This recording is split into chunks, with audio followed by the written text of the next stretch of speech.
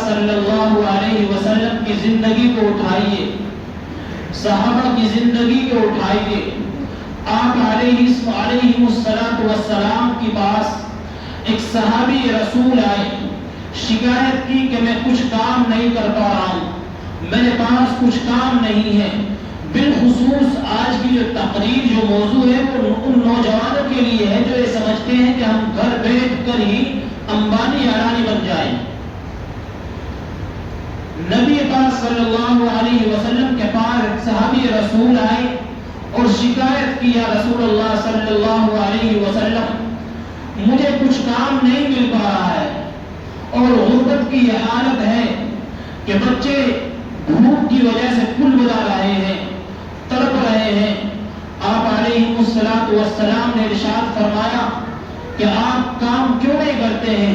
یا رسول اللہ صلی اللہ علیہ وسلم کون سا کام کروں؟ مجھے کوئی کام سمجھ میں نہیں آ رہا ہے، کون سا کام کروں آپ بتا دیجئے۔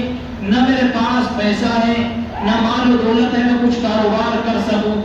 آپ علیہ السلام نے ارشاد فرمایا آپ کے گھر میں یہ بتاؤ کیا چیز رکھی ہوئی ہے؟ ارشاد فرمایا یا رسول اللہ صلی اللہ علیہ وسلم ایک پیتل کا کٹورا ہے اور ایک پھٹی ہوئی چادر رکھی ہوئی ہے۔ آپ نے ارشاد فرمایا دونوں چیز کو اٹھا کر لاؤ۔ وہ صحابی رسول آپ کی خدمت میں اس کٹورے کو لے کر، اس پھٹی ہوئی چادر کو لے کر آپ کی خدمت میں پہنچے۔ یا رسول اللہ صلی اللہ علیہ وسلم میرے گھر میں ان دو چیزوں کے علاوہ کوئی تیسری چیز نہیں تھی۔ آپ نے ارشاد فرمایا اس کٹورے کو ہاتھ میں لیا، اوپر اٹھایا اور ارشاد فرمایا اے صحابہ کی جماعت، کوئی شخص ہے جو اس کٹورے کو خرید سکے؟ کوئی ہے جو اس کو خرید سکے؟ صحابہ رضی اللہ تعالی علیہم اجمعین نے نبی کے ہاتھ میں جب اس کٹورے کو دیکھا، کیونکہ صحابہ کو آپ علیہ السلام سے محبت تھی، آپ علیہ السلام سے جان سے زیادہ محبت کرنے والا صحابہ تھے۔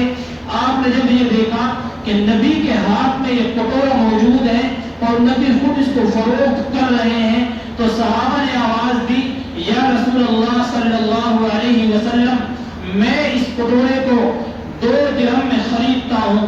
دوسرے نے آواز دی میں 3 میں خریدتا ہوں۔ ایک نے آواز دی میں 4 درہم میں اس کٹورے کو خریدتا ہوں۔ اس وقت 4 درہم بہت بڑی دینار تھی، بہت بڑی دولت تھی۔ آپ علیہ السلام نے 4 درہم پر اس کٹورے کو خریدا، اس کٹورے کو فروخت کیا، 4 درہم لیے، 2 درہم اس صحابی رسول کو دیے، کہا کہ 1 درہم سے اپنے گھر کا خرچہ لے کر آؤ اور 1 درہم جاؤ بازار میں جاؤ، بازار سے کلہاڑی لے کر آؤ۔ وہ صحابی گئے بازار میں، 1 درہم کا سارا گھر کا سامان لے کر آئے اور 1 درہم میں کلہاڑی کا دستہ خرید کر لے کر آئے۔ اس کلہاڑی کو لے کر آئے، آپ کی خدمت میں عرض کیا رسول اللہ صلی اللہ علیہ وسلم یہ کلہاڑی لے کر آیا ہوں اور جو خرچہ تھا وہ گھر لے کر آیا ہوں۔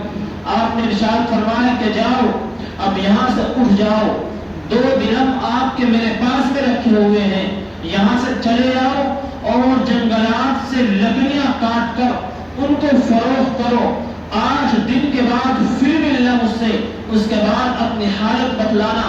8 دن کے بعد اس صحابی رسول نے لکڑیاں کاٹ کاٹ کر درہم اکٹھا کی۔ 8 دن کے بعد جب آپ علیہ السلام کی خدمت میں حاضر ہوئے، ارشاد فرمایا رسول اللہ صلی اللہ علیہ وسلم یہ درہم میں نے لکڑیاں فروخت کر کر کے بچائی ہیں۔ آپ نے ارشاد فرمایا ان میں سے آدھی درہم گھر دے کر آؤ اور آدھی میرے پاس جمع کرو۔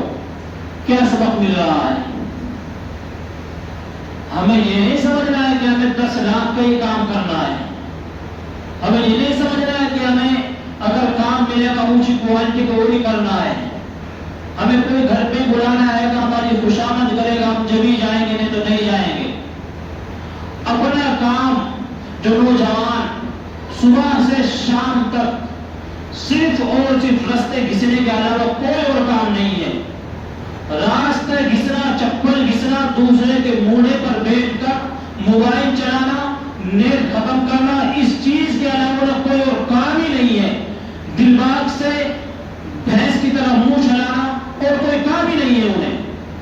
تو ان کے لیے سبق یہ ہے کہ وہ نوجوان کچھ بھی کرے، مزدوری کرے، محنت کرے، لیکن کام کرے. اس کام میں برکت ہوگی. جب ہم کام کریں گے، ریگولر کریں گے، کام میں برکت ہوگی انشاءاللہ. دوسری بات یہ ہے، اب اشکال یہ ہو سکتا ہے کہ جو کام کر رہے ہیں وہ بھی تو پریشان ہیں، جن کے کاروبار چل رہے ہیں وہ بھی تو پریشان ہیں. آبجیکشن ہے، اشکال ہے نا کہ یہ تو ان لوگوں کے لیے امام صاحب نے ان لوگوں کے لیے کہہ دیا ہے جو ٹھالی پھر رہے ہیں، ہمارے لیے کہہ دیا، لیکن پریشان تو وہ بھی دکھ رہے ہیں جو کاروبار کر رہے ہیں. پریشان ہیں. دنیا پریشانی کے لیے بنائی گئی ہے، لیکن وہ دلی سکون نہیں ہے. دنیاوی اعتبار سے تو وہ ٹھیک ہے، لیکن دل اور دماغ سکون میں نہیں ہے. اس لیے کہ نماز روزے کے پابند نہیں ہے، گھروں میں شیطانیت گھسی ہوئی ہے، گھروں میں قرآن کی تعلیم نہیں ہو رہی ہے. آپ علیہ الصلوۃ والسلام کی حدیث مبارکہ ہے، جس گھر میں قرآن کی تعلیم نہ ہو، جس گھر میں نماز کی پابندیاں نہ ہو، نماز نہ پڑھی جاتی ہو، وہ گھر ویران ہے. اس گھر کو شیطان اور جنات گھیر لیتے ہیں. آج جس کی شکایت سنو، شکایت یہی ہے، پتہ نہیں جی گھر پہ کس نے اثرات کرا دی، پتہ نہیں جی کیا ہو گیا گھر پر. کچھ نہیں ہوا بھائی، نماز نہیں پڑھ رہے ہیں، قرآن کی تعلیم نہیں ہو رہی ہے گھر میں. گھر میں ہو رہا ہے کہ صبح سے شام تک ایک بجے تک جن گھروں میں ٹی وی چل رہا ہو، جن گھروں میں تصویریں ٹی وی چل رہا ہو، تو اس میں شیاطین آئیں گے، فرشتے آئیں گے اس گھر میں. صبح کو جن گھروں میں 9 بجے 10 بجے اٹھ رہے ہوں، جو